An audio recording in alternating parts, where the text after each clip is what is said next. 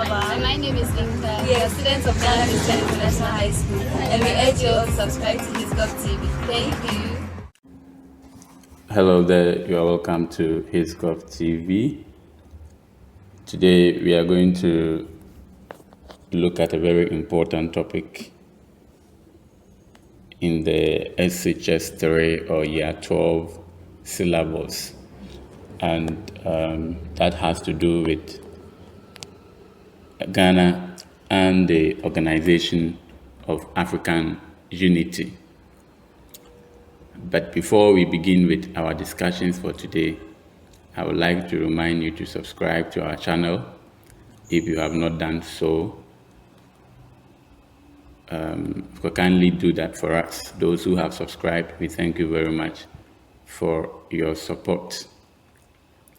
So let's begin with our discussions for today. We are basically going to look at the introduction to the Organization of the African Unity.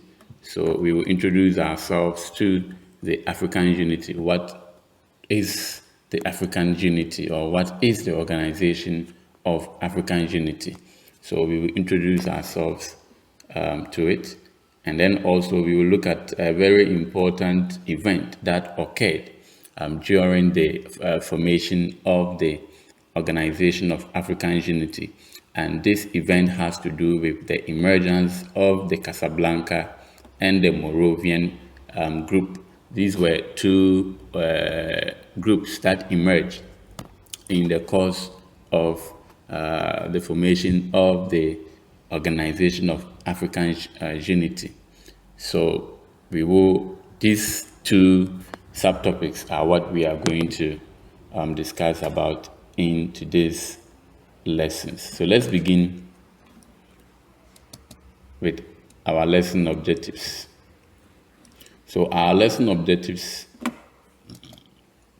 for today is quite simple, that by the end of this lesson, you will be able to discuss the emergence of the Casablanca and the Moravian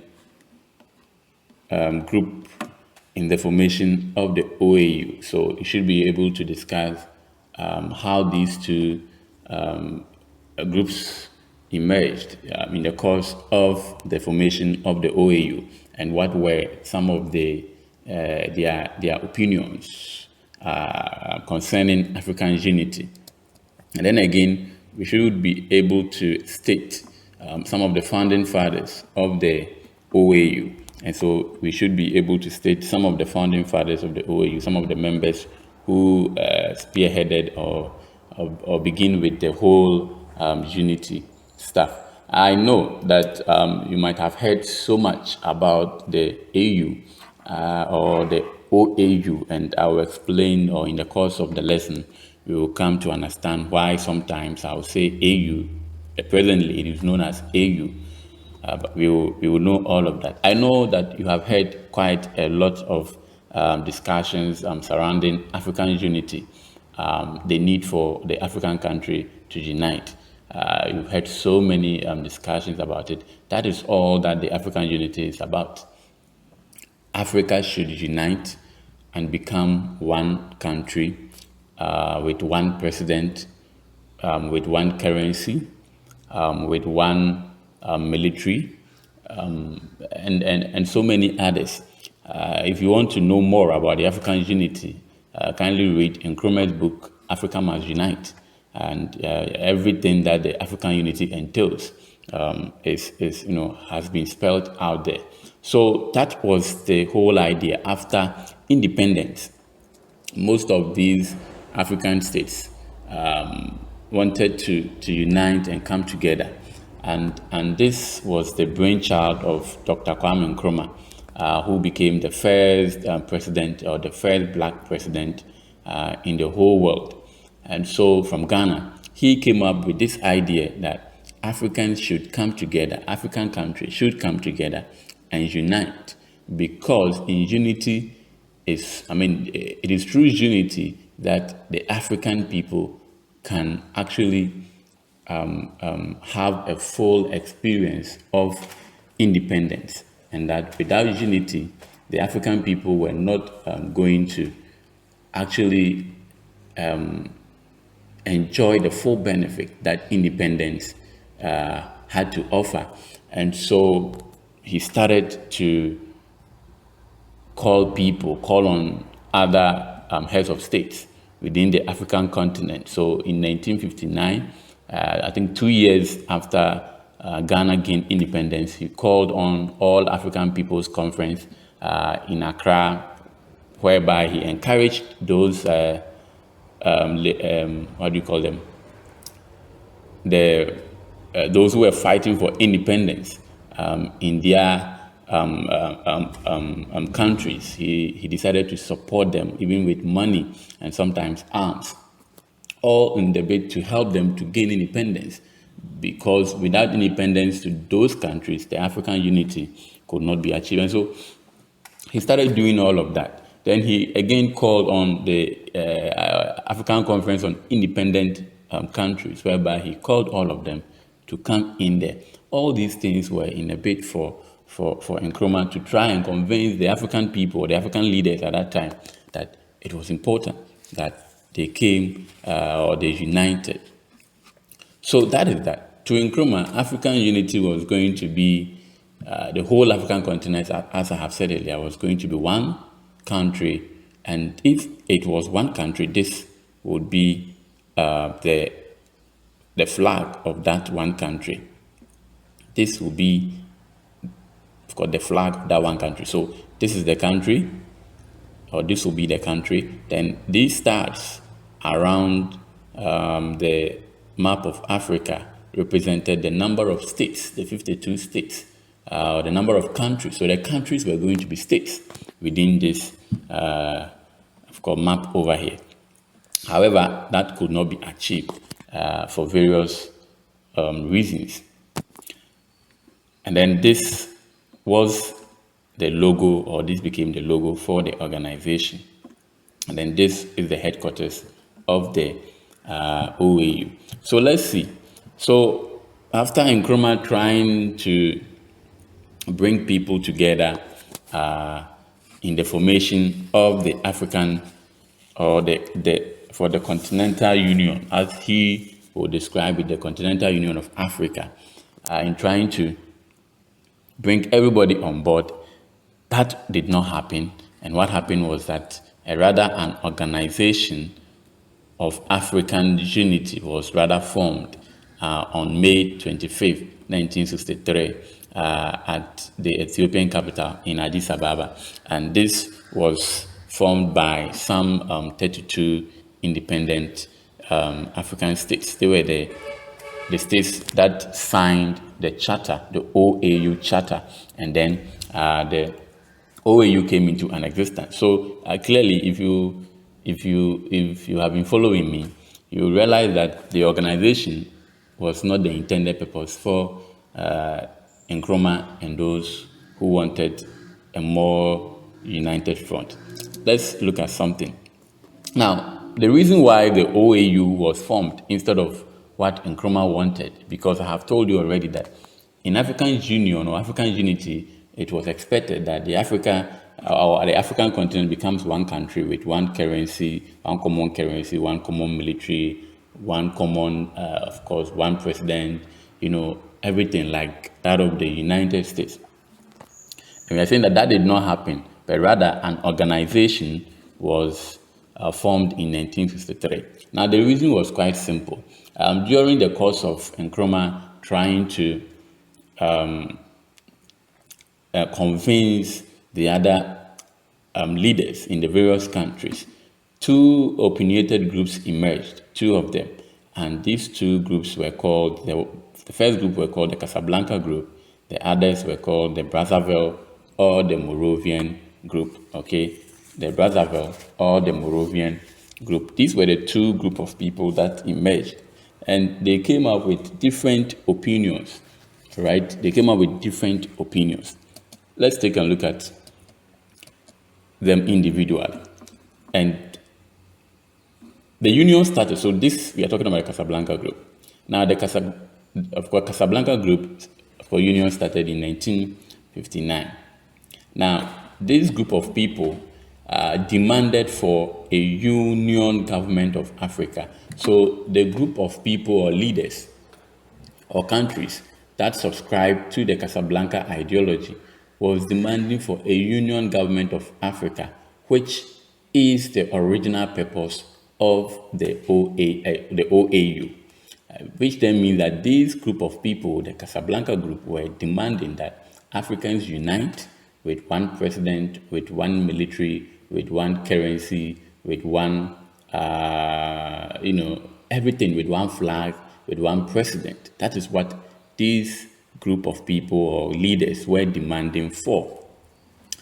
And so what happened was that Guinea and Ghana were the first country. So had the African Union realized the dream, Guinea and Ghana became the first country to unite. So Guinea, Sékou Touré, and Nkrumah united. They were the first group or first countries to unite. Now later, Mali also joined the unity in 1960. And then in 1961, a group also included Morocco, Algeria, the United Arab Republics, then now known as Egypt, and then Libya. And these were some of the flags of some of the Casablanca groups. So we have Libya, Algeria, Ghana, and then Mali. So that is what the Casablanca group stood for. We unite to form a union government. So the Casablanca group were more or less a radical group that were demanding for immediate unity, and that should be political. Okay, immediate political unity. Now, the next group of people were also the Brazzaville or the Moravian group of people. Now, this group of people, on the other hand, they were led by Nigeria. You can see their flags over here, Ethiopia and Liberia, as well as Congo Brazzaville. Now, this group of people were not demanding, or they didn't want that kind of a radical approach.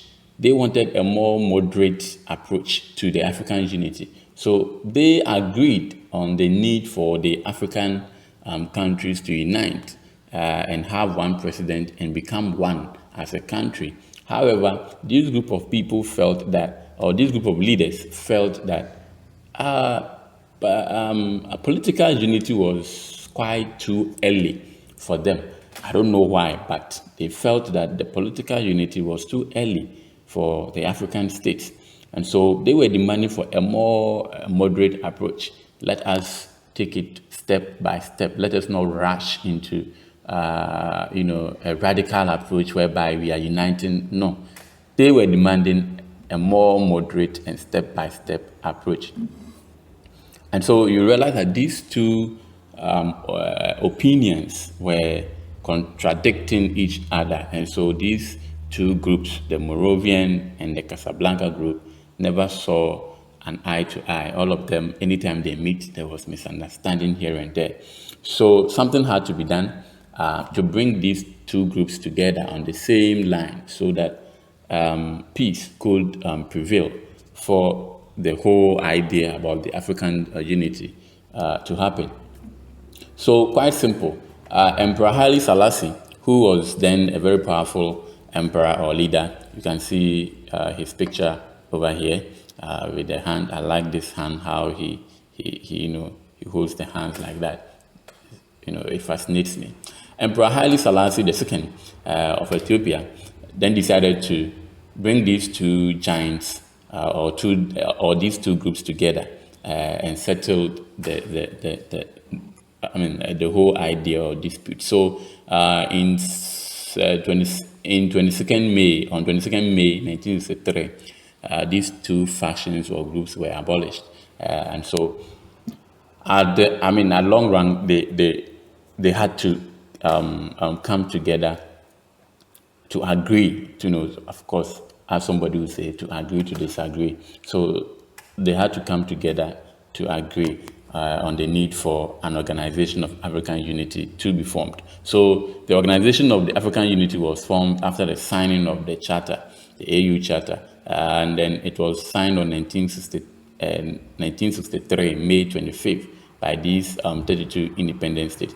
So clearly, with the signing of the charter on the 25th May 1963, it shows that the demand of the Casablanca group was not met.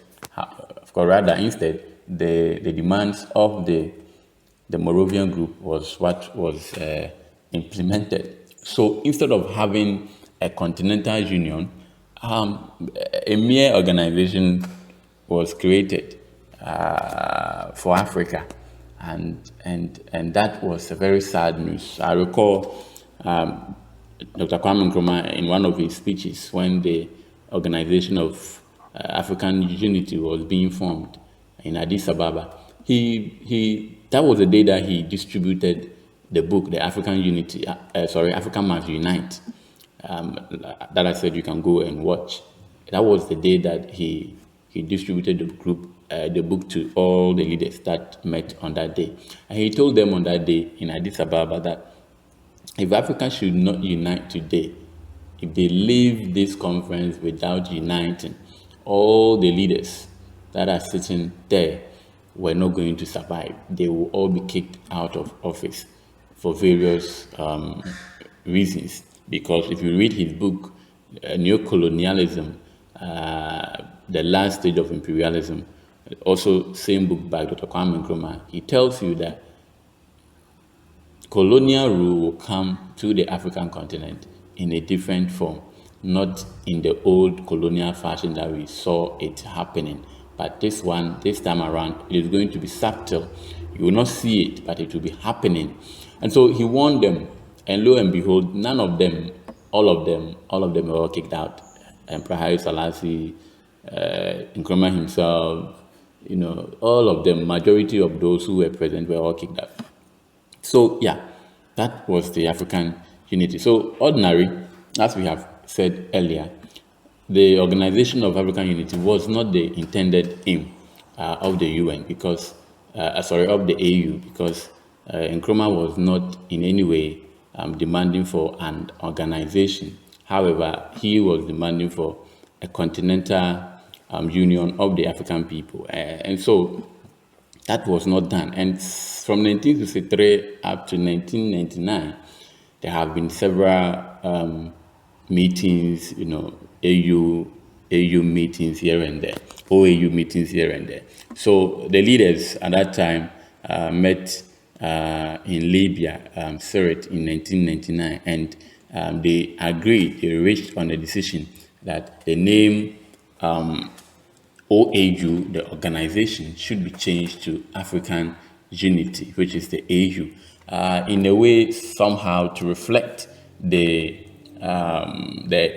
original idea about the AU, or about the African Unity, and that is how come the Organization of African Unity, OAU, was changed to AU, African Union. Even as at 1999, that decision was only reached, but it was not changed until 2002, July 5th, when Muammar Gaddafi, this man over here, through his effort, changed the name of the OAU to a more accepted one, the AU, African Unity. And the first chairman of the AU was Thabo Mbeki of South Africa, the president of South Africa at that time. He is the one over here. So, in a way, even though the name has been changed, to me, I don't think that still the intended purpose of the AU has been achieved. I think it has only been achieved in name only, but in practice, you don't see it happening. All right. So let's look at some of the founding members, and then we'll bring our discussions to an end. So a lot of them, but let's look at the first two: Dr. Kwame Nkrumah from Ghana and Julius Nyerere from Tanzania. Those are the two people you see over here. So this is Julius Nyerere. This is Dr. Kwame Nkrumah. We also had Sékou Touré of Guinea. He is the man you see over here. He was a very good friend of Dr. Kwame Nkrumah as well. And we had Jomo Kenyatta of Kenya. He's the one over here. All right, he's the one over here. Good. And then we also had Emperor Haile Selassie. You've already seen him. He's also here from Ethiopia. Then you can also talk about Modibo Keita.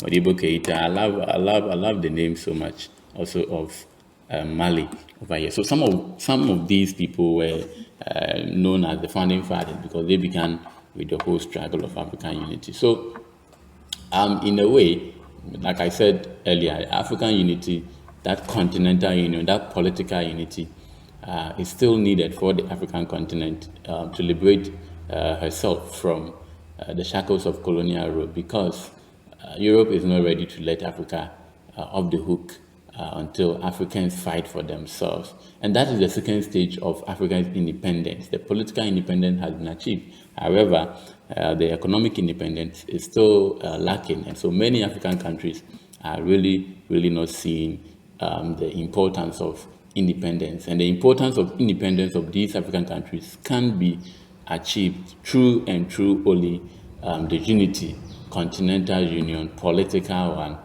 so that we can all have a common economic policies to help the African people. Good. So in our next lesson, we will look at the aims of the OAU. Sorry, the AU. I mean now AU, but I'll be using the two interchangeably. So the AU, we will look at the aims of the AU. Then we also look at some of the contributions of Ghana and all of that, and some of the structures of the OAU. Good. So this is a trial work for you. Try your hands on them, and let's meet some other time. Subscribe to the channel in case you have not done so. Have a nice day, and bye-bye.